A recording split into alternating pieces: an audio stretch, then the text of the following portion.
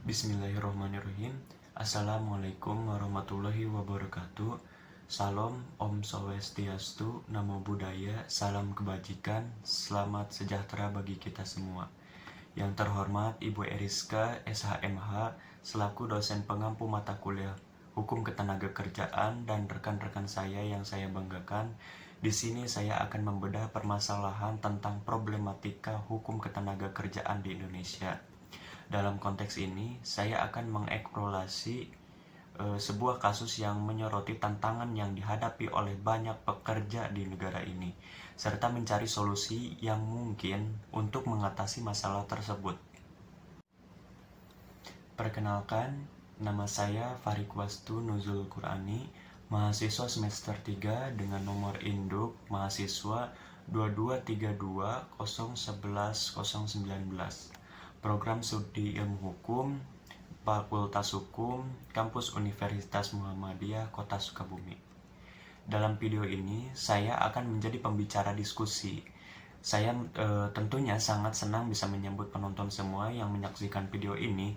Diskusi hari ini, dalam video ini, saya akan membahas masalah yang cukup serius yang terjadi di berbagai sektor industri di Indonesia, yaitu keterlambatan dalam pembayaran gaji kepada para pekerja di Indonesia.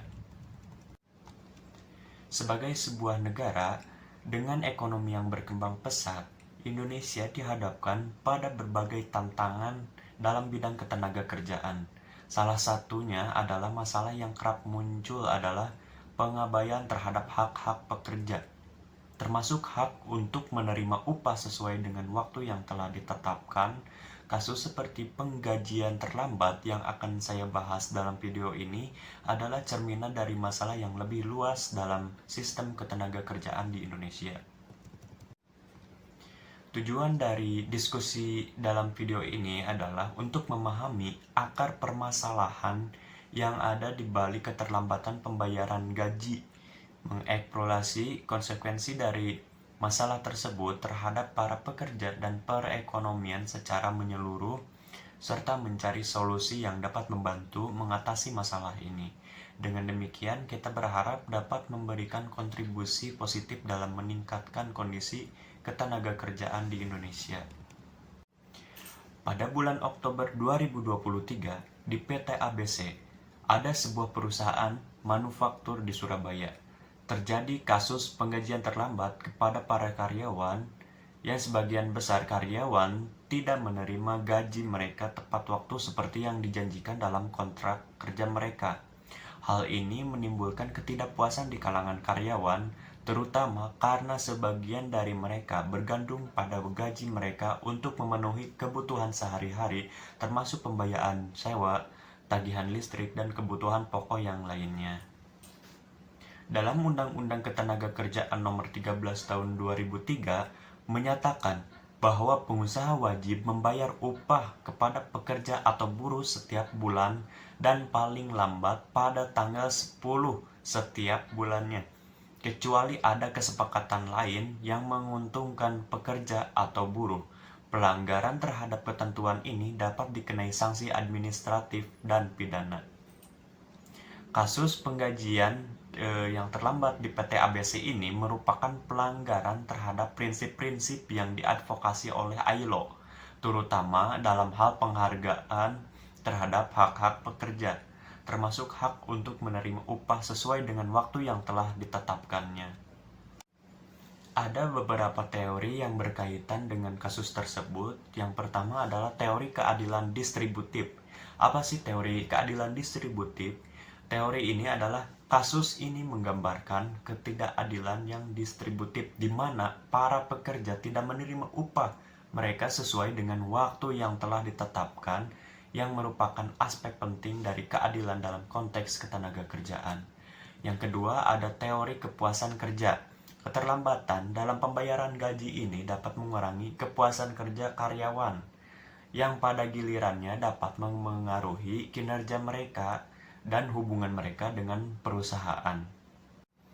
Di sini juga saya sudah menyiapkan beberapa solusi untuk masalah kasus ini.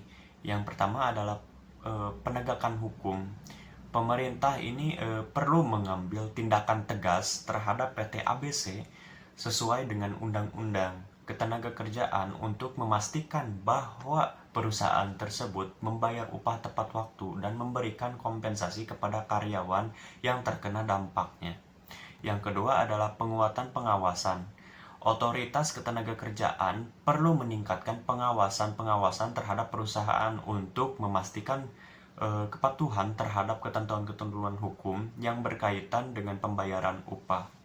Yang ketiga, ada peningkatan kesadaran.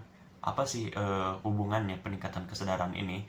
Nah, perusahaan-perusahaan ini perlu meningkatkan kesadaran tentang kewajiban mereka dalam hal pembayaran upah sesuai dengan Undang-Undang Ketenagakerjaan dan prinsip-prinsip yang dianjurkan oleh ILO. Dengan menerapkan solusi tersebut, diharapkan dapat meningkatkan kondisi ketenagakerjaan di Indonesia dan melindungi hak-hak pekerja, lalu menciptakan lingkungan kerja yang adil dan memadai bagi semua pihak yang terlibat.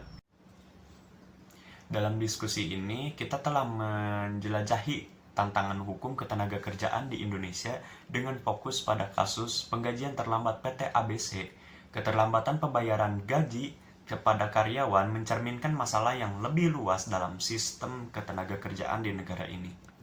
Penting bagi pemerintah juga perusahaan dan masyarakat untuk menyadari pentingnya menghormati hak-hak pekerja dan mematuhi peraturan ketenagakerjaan yang berlaku.